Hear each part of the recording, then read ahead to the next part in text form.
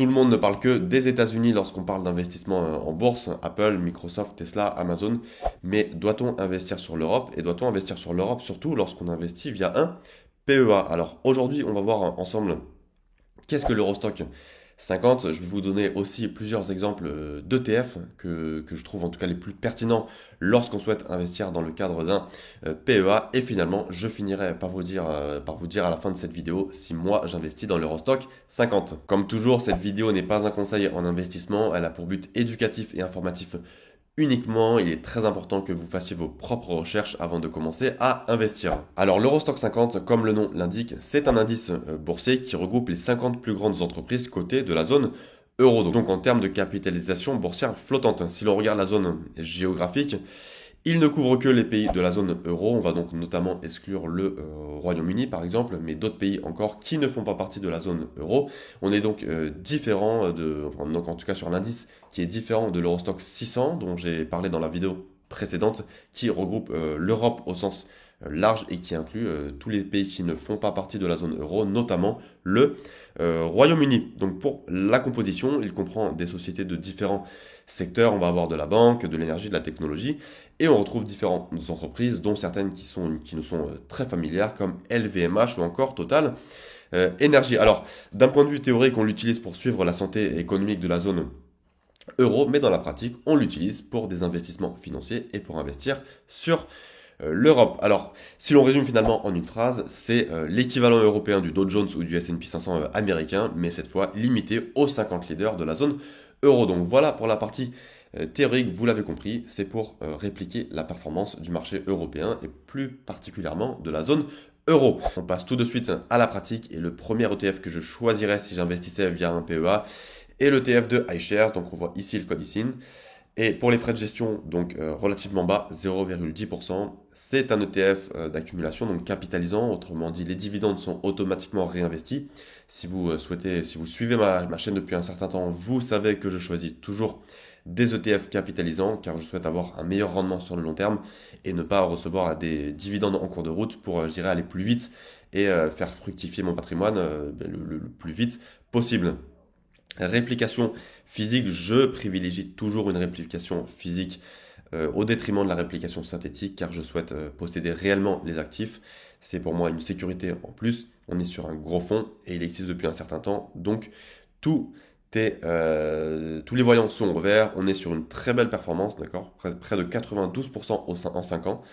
Donc on est sur des gros chiffres. Si on descend pour voir les principaux pays, donc principalement France, ensuite l'Allemagne, les Pays-Bas, Espagne.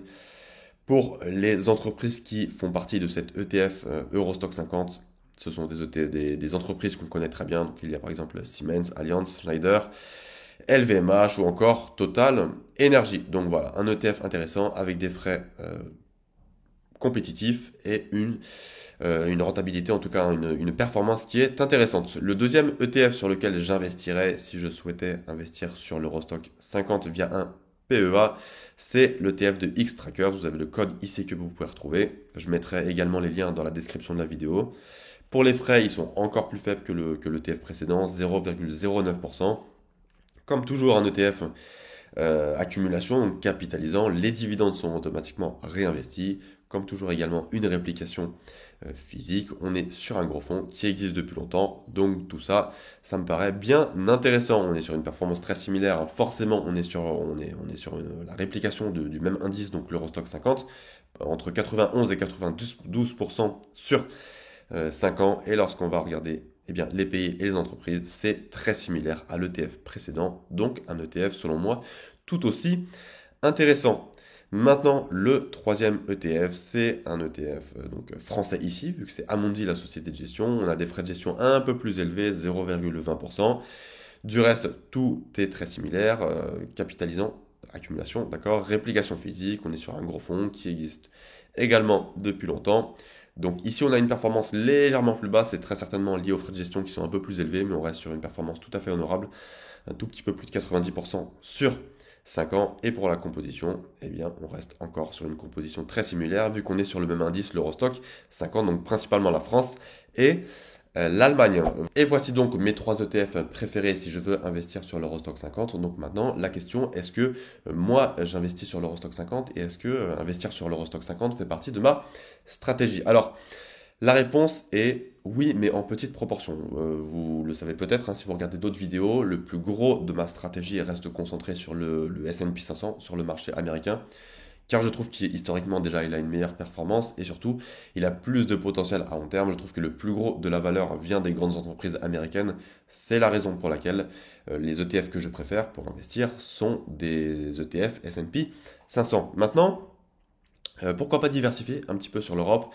Et surtout, pourquoi est-ce que l'Eurostock 50 est intéressant si vous souhaitez investir sur l'Europe, notamment si je compare à l'Eurostock 600 dont j'ai parlé dans la vidéo précédente? Eh bien, c'est que ici, on est sur la zone euro et donc, eh bien, ça correspond au PEA. Si vous investissez via votre PEA, investir sur l'Eurostock 50 vous permettra d'investir sur des ETF qui disposent d'une réplication physique, alors que l'Eurostock 600, on l'a vu dans les ETF que je conseillais, enfin, en tout cas les ETF que je préférais dans la vidéo précédente, ce sont principalement des ETF à réplication synthétique, puisqu'il y a notamment des entreprises venant du Royaume-Uni qui font partie des ETF de l'Eurostock 600. Ici, de l'Eurostock 50, ce n'est pas le cas, donc c'est un grand avantage si vous souhaitez investir via le PEA. Alors je ne suis pas résident fiscal français, je n'investis pas via le PEA, mais une petite partie de mon patrimoine est concentrée sur l'Eurostock 50. Je trouve que c'est une bonne façon de se diversifier. Et même si en général on a tendance à beaucoup critiquer l'Europe, et je suis le premier à dire que je préfère les États-Unis, franchement la performance de plus de 90% sur 5 ans, bah, c'est tout à fait honorable, hein. On est presque sur du x2. Donc finalement, l'Europe s'est quand même bien débrouillée ces dernières années, notamment quand on a les dividendes réinvestis, puisqu'il y a des entreprises qui ont des gros dividendes. Je pense par exemple à Total Energy.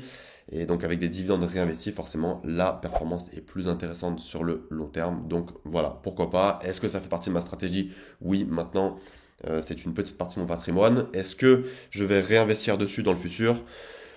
Peut-être, je dirais même certainement, mais toujours une petite partie de mon patrimoine. Le plus gros restera concentré sur le marché américain. Donc voilà pour les ETF Europe lorsqu'on souhaite investir via un PEA. N'hésitez pas à me dire en commentaire si vous investissez sur l'Europe via des ETF et si vous investissez via le PEA. N'hésitez pas également à vous abonner si ce n'est pas fait et à mettre un like. Je vous dis à très bientôt. Salut!